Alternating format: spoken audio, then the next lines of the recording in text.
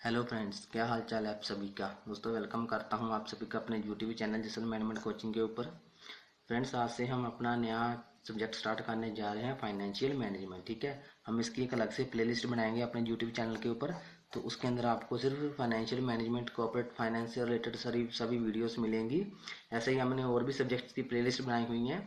आप एक बार हमारे चैनल की जो प्लेलिस्ट्स हैं वहाँ पे जाके देख लीजिएगा। आपके स्टडीज से रिलेटेड, आपकी ट्रेड से रिलेटेड आपको बहुत सारे ऐसे वीडियोस मिलेंगे जो आपके बहुत काम के होंगे। ठीक है, तो आइए हम शुरू करते हैं। आज का हमारा जो नया सब्जेक्ट है उसके आज इंट्रोडक्शन का पार्ट है हमारा। आज अपन इंट्रोडक्शन से शुरू करेंगे। दोस्तों, वीडियो शुरू करने से पहले मैं आपसे एक रिक्वेस्ट कर रहा हूँ, अगर आपने मेरे चैनल को अभी तक सब्सक्राइब नहीं किया तो कृपया वीडियो के नीचे दिए गए रेड कलर के बटन जिस पे सब्सक्राइब लिखा हुआ है वहाँ पे क्लिक कर लीजिए और बेल आइकन बटन को क्लिक कर लीजिएगा, ताकि कि मेरे द्वारा बनाई गई जो लेटेस्ट वीडियो है आपको उसका नोटिफिकेशन मिलता रहे। देखिए दोस्तों, जो फाइनेंशियल मैनेजमेंट है, ठीक है, ये दो वर्ड्स के कॉम्बिनेशन से मिलके बना हुआ है। कौन कौन से? एक फाइनेंशियल और एक मैनेजमेंट। ठीक है, तो फाइनेंशियल का मतलब क्या होता है? पैसा। ठीक है, कहने का मतलब जो भी आपके पास मनी है, रिसोर्सेज है, ठीक है, उसको आपने देखना है। मैनेजमेंट क्या होता है? उस चीज को आपने मैनेज करना। यहाँ पे जैसे लिखा हुआ है, देखिए, फाइनेंशियल मैनेजमेंट और कॉर्पोरेट फाइनेंस दोनों सेम मीनिंग है, सेम मतलब है। ठीक है, कॉर्पोरेट मीन्स के कॉर्पोरेशन करना है किसके साथ? फाइनेंस के साथ। फाइनेंशियल मैनेजमेंट, फाइनेंशियल को आपने मैनेज करना। ठीक है, दोनों का मतलब सेम ही है। तो फाइनेंशियल देखते हैं। फाइनेंशियल क्या होता है? जैसा आपको पता है, process of identifying, obtaining and allocating source of money. ठीक है, मनी के जो सोर्सेस हैं उनको एलोकेट करना, ऑब्टेन करना एंड आइडेंटिफाई करना। ठीक है, तो ये है फाइनेंशियल का मतलब। मैनेजमेंट क्या होता है? Process of planning, organization, coordination and controlling the various sources for the organization. Organization के लिए अपने वेरियस जो सोर्सेज होते हैं उनको planning, organization, controlling and coordination करना। ठीक है दोस्तों। फ्रेंड्स, ये तो होगी अपनी बुकिश लैंग्वेज, लेकिन एक्चुअल में फाइनेंशियल मैनेजमेंट का मतलब क्या होता है वो भी कुछ इस तरह ही होता है। जैसे कि फाइनेंशियल मैनेजमेंट का मतलब होता है कि हम क्या करें, हम वेरियस डिफरेंट डिफरेंट जो सोर्सेस होते हैं जहाँ से हमको पैसा आ सकता है, ठीक है, फाइनेंस के सोर्सेस होते हैं, हम उनकी स्टडी करें। ठीक है, उनकी क्या क्या करें? स्टडी करें। स्टडी करके हम उनको और अच्छी तरीके से देखें, हम उसको मैनेज करें। मैनेज करें क्यों? क्योंकि हमको वहां से पैसा आना है। ठीक है, वो पैसा आना है, पैसे को हमने कब कलेक्ट करना है, फिर वो उस पैसे को कहाँ पे इन्वेस्ट करना है। ठीक है, जिससे आपका प्रॉफिट मैक्सिमाइजेशन हो, जिससे आपको फायदा हो। सपोज कीजिए आपके पास फिलहाल, ठीक है, आज की डेट में आपके पास 1000 रुपीज है। ठीक है, आपके पास 1000 रुपीज है। अगर उसको आप सिंपली अपनी पॉकेट के अंदर रखो 1 ईयर के लिए, ठीक है, 1 साल के लिए रखो, तो उसको 1 ईयर रखने के बाद उसको आप खर्च लो, तो वो क्या होएगा? आपका जो 1000 है वो आपके पास ही पड़ा रहा। आप बोलेंगे हाँ भाई मेरे पास ही पड़ा रहा। लेकिन जब वो फ्यूचर में 1 साल के बाद आप इसको स्पेंड करोगे, उसकी कीमत 1000 नहीं रह जाएगी, उसकी कीमत रिड्यूस हो जाएगी। क्यों? क्योंकि इन्फ्लेशन हो जाती है, महंगाई बढ़ जाती है। ठीक है, तो इसका मतलब क्या हुआ कि हम वो अपना जो 1000 रुपया है उसको कहीं पे ऐसी जगह पे इन्वेस्ट करेंगे जहां से हमको फ्यूचर में वही 1000 रुपया जितनी इन्फ्लेशन हुई है उससे या उतना ही या उससे थोड़ा ज्यादा होके मिले। ठीक है, जैसे कि आपको पता है हमारे इंडिया में 3 से 4% जो इन्फ्लेशन पर ईयर होती है। ठीक है, कहने का मतलब है जो भी हमारे कमोडिटीज है वो 3 से 4% उनका जो प्राइस है वो हर साल इंक्रीज होता है। जो आज आप कमोडिटी 1000 की खरीद सकते हैं, वो आने वाले जो 1 साल है या फिर 2 साल के बाद जब भी आप एक्सपेंड करोगे, ठीक है, उसका प्राइस भी 3 और 4% तक इंक्रीज हो जाएगा। वो कितने की हो जाएगी? 1030 से लेके 1040 की तक, ठीक है, या फिर 1050 की हो जाएगी। तो वो आगे वो कमोडिटी नहीं आपके पास खरीद सकते आप। तो इसका मतलब ये हुआ बेसिकली, आप अपने पैसे को कब और कहाँ पे इन्वेस्ट करेंगे ताकि कि आपका फ्यूचर के अंदर आपको उस पैसे का लॉसेस ना हो। ठीक है, तो आई होप आपको थोड़ा सा बेसिक आइडिया हो गया होगा कि फाइनेंशियल मैनेजमेंट एक्चुअल में क्या होता है। ठीक है, फाइनेंशियल, आपने पैसे को मैनेज करके रखना है, अपने पास रख लो या फिर आप खर्च लो कहीं जगह पे। ठीक है, तो जब भी हम इंडस्ट्रीज के अंदर हम बात को देखते हैं, इसी तरीके पे चलते हैं कि हमने कब पैसा कलेक्ट करना है और कहाँ पे लगवाना है, कब शेयर होल्डर्स को पैसा देना है। ठीक है, शेयर होल्डर्स को कब शेयर होल्डर को पैसा देना है।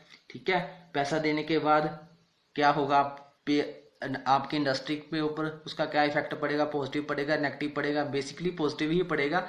लेकिन आप ऐसे भी देख सकते हो ना, अगर आप शेयर होल्डर्स को पैसा दे रहे हो, इट मीन्स कि आप अपना जो पैसा है उस शेयर होल्डर को आप जब दे रहे हो तो आपका खुद की जेब में से पैसा जा रहा है जो आपने प्रॉफिट अर्न किया हुआ है।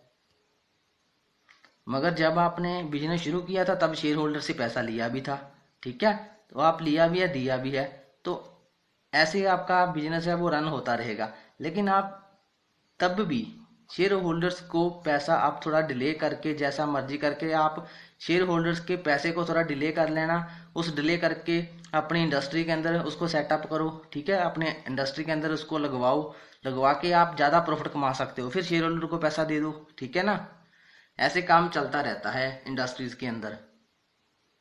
तो आगे हम देखते हैं इसके मीनिंग कुछ।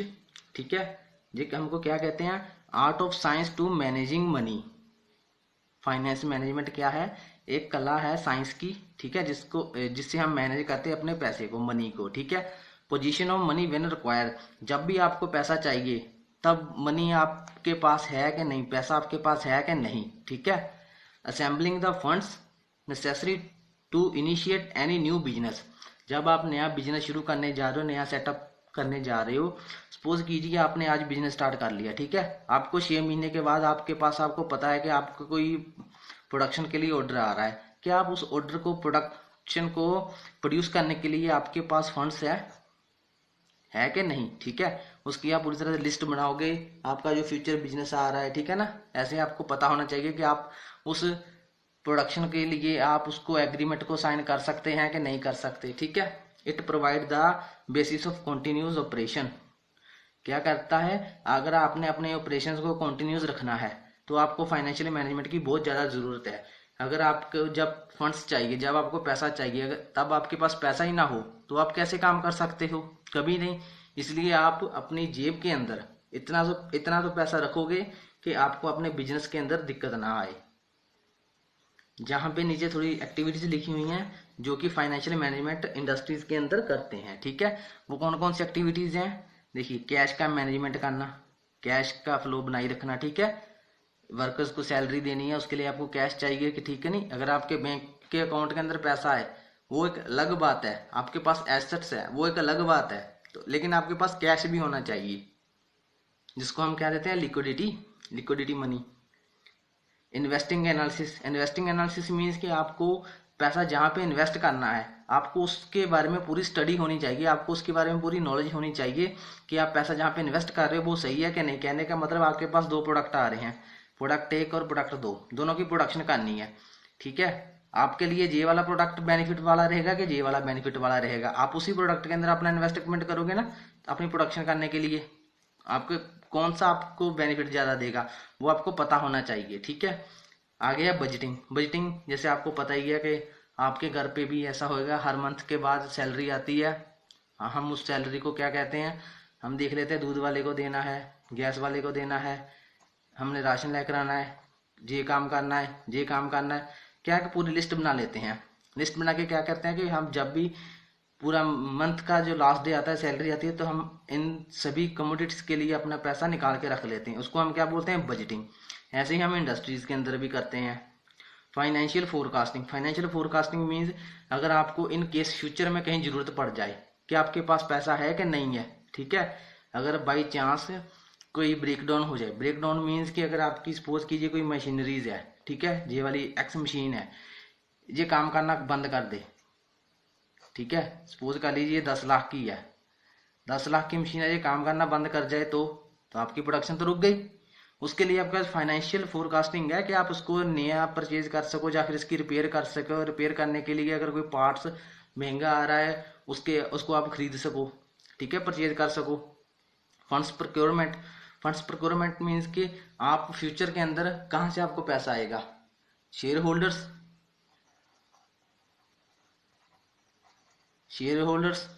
बैंक, आपके जो एसेट्स होते हैं, ठीक है, वहां से कहाँ से आपको पैसा आएगा, या फिर आपके जो गुड्स हैं उसको सेल करके कहाँ से पैसा आएगा, उसको आपको उसका पता होना चाहिए, ठीक है। Regulate economy changes in the industries, जो इंडस्ट्री के अंदर इकोनॉमी में ऊपर नीचे आ जाता रहता है उसको रेगुलेट करता है हमारा फाइनेंशियल मैनेजमेंट। तो आगे हम इसकी एक सिंगल डेफिनेशन देख लेते हैं, क्या है। जो फाइनेंशियल मैनेजमेंट है ना, financial management is concerned with the efficient use of an important economical resources. कहने का मतलब जो आपके इकोनॉमिकल रिसोर्सेज है, इकोनॉमिकल मीन्स जो आपके रिसोर्सेज ऐसे हैं जिनके ऊपर आपका इन्वेस्टमेंट कम आ रहा है और प्रॉफिट मैक्सिमाइज आ रहा है, ठीक है, इकोनॉमिकल है। कहने का मतलब अगर आप 1 रुपया इन्वेस्ट कर रहे हो तो आपको 10 रुपया मिल रहा है, ये वाला रिसोर्सेज। और एक रिसोर्सेज है आपके पास जहां जिसके ऊपर आप 2 रुपया इन्वेस्ट कर रहे हो और आपको प्रॉफिट 12 रुपये का मिल रहा है, तो इकोनॉमिकल कौन सा हुआ, ये वाला, ठीक है। 1 रुपये की बजाय आपको 10 रुपये मिल रहे हैं, तो ये इकोनॉमिकल रिसोर्सेज हो गया। इन रिसोर्सेज की एफिशिएंट यूज करना है, ठीक है, इनको आप इंपॉर्टेंट इकोनॉमिकल रिसोर्सेज कहते हैं, ठीक है। इनकी आपने बेस्ट यूटिलाइजेशन करनी है। तो ये है हमारा फाइनेंशियल मैनेजमेंट। तो आगे हम इसके देखते हैं ऑब्जेक्टिव्स ऑफ फाइनेंशियल मैनेजमेंट। इसके 2 ऑब्जेक्टिव्स होते हैं, कौन कौन से, एक होता है प्रॉफिट मैक्सिमाइजेशन करना और दूसरा होता है वेल्थ मैक्सिमाइजेशन, ठीक है। प्रॉफिट मीन जैसा पता ही है आपको, रुपीज की बात की हुई है। वेल्थ, वेल्थ का क्या मतलब होता है, image of company, image of industry, आपकी इंडस्ट्री की जो इमेज है उससे रिलेटेड उसको इम्प्रूव करना। तो आगे इसके हम कुछ इंपॉर्टेंस देखते हैं। फाइनेंशियल मैनेजमेंट हो गया या फिर कॉर्पोरेट फाइनेंस हो गया, इसके कुछ इंपॉर्टेंस क्या है। वेल्थ मैक्सिमाइजेशन, जैसा कि मैंने आपको एग्जांपल दिया कि आप वेल्थ मैक्सिमाइजेशन करोगे आपका प्रॉफिट ऑब्वियसली इंप्रूव होएगा ही होएगा, ठीक है। Finance is the controlling function, ठीक है। कंट्रोलिंग फंक्शन मीन्स कि आपके जो कंपनी के अंदर कोई भी आप इकोनॉमी से रिलेटेड, फंड से रिलेटेड कोई भी काम कर रहे हो उसको कंट्रोल रखता है। आपको पता रहेगा कि आपको कौन सा पैसा कहाँ पे इन्वेस्ट करना है, कौन सा फंड आपको आने वाला है, कौन सा फंड आपने किसी को देना है, इंसेंटिव कब देना है, वगैरह वगैरह, ठीक है। Investment decisions, investment decision means जैसे कि हमारा होता है कैपिटल बजटिंग डिसीजन, ठीक है। देखिए जहां पे बजटिंग आ गया, बजटिंग का मतलब क्या होता है, जैसा कि मैंने आपको बताया था कि आप पूरा जो आपकी लिस्ट बना के रख लेते हो आपको कहाँ पे कौन कौन सा पैसा खर्च करना है, कहाँ पे नहीं खर्च करना है, ठीक है, बजटिंग। तो आपको पता रहेगा कि आप इन्वेस्टमेंट कहाँ पे कर रहे हो और कितने का इन्वेस्टमेंट कर रहे हो, कब आपको डेट चाहिए, बैंक से लोन कब चाहिए आपको, आप कब जो आपके जो लोन आपके देने वाले हैं कब आप उनको बैंक को अपना जो लोन है वो उसके पैसे रिटर्न करोगे, कब करोगे कब नहीं करोगे, ठीक है। ये सारा इन्वेस्टमेंट डिसीजन के अंदर आता है। Working capital decision, working capital decision means कि आपके हाथ में कितना पैसा है जब आप काम करने जा रहे हो या फिर इन केस फ्यूचर आपको जरूरत पड़ गई, ठीक है। आपके वर्क कैपिटल डिसीजंस कौन से हैं, dividend policy decisions, dividend policy decision means कि आप जब भी आपके पास शेयर होल्डर्स होते हैं, ठीक है, उनको आपने डिविडेंड देना है, वो आपके प्रॉफिट का कुछ परसेंटेज होता है, वो आपने जब उनके साथ एग्रीमेंट साइन करना है तो आपको वहां पे मेंशन करते हैं कि हम आपको अपनी जो जितना भी आप पैसा दोगे उसके अंदर हम अगर हमारा इतना प्रॉफिट हुआ तो आपको इतने % हम रिटर्न्स देंगे, ठीक है, उसको हम डिविडेंड पॉलिसी डिसीजंस कहते हैं। तो दोस्तों ये था आज का हमारा वीडियो, आई होप आपको अच्छी तरह से समझ आया होगा। तो हम नेक्स्ट वीडियोस के अंदर, ये था दोस्तों आज का हमारा वीडियो, आई होप आपको सारा समझ आया होगा। अगर आपको जो मेरा वीडियो अच्छा लगा हो प्लीज़ लाइक करना और मेरे चैनल को सब्सक्राइब करना, अपने दोस्तों के साथ वीडियो को शेयर जरूर करना, ठीक है फ्रेंड्स। मिलते हैं नेक्स्ट वीडियो में, थैंक यू।